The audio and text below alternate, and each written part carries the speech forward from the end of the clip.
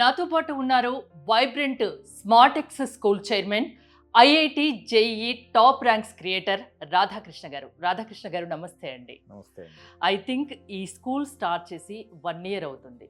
ఈ 1 yearలోనే మన తెలుగు రాష్ట్రాల్లో ఐఐటి జేఈఈ ఫౌండేషన్ స్కూల్ అంటే టక్కున వైబ్రెంట్ గుర్తుకొస్తుంది. అంతలా ఎలా తీసుకురాగలిగారు? అంత సక్సెస్ కారణం ఏంటి? ఇప్పుడు ఏంటంటే ఐఐటి ఫౌండేషన్ పేరుతో చాలా స్కూల్స్ నడుస్తున్నాయండి. అందులో మనం ఒక డిఫరెంట్ కాన్సెప్ట్తో రన్ చేస్తున్నాం కాబట్టి ఈ రకమైన రికగ్నిషన్ వచ్చింది. ఏంటంటే చాలామంది ఐఐటి ఫౌండేషన్ స్కూల్స్ అని చెప్పి ఏదో ఎడిషనల్గా 1 or 2 hours చెప్పడం అనేది కొన్ని స్కూల్స్ జరుగుతున్నది.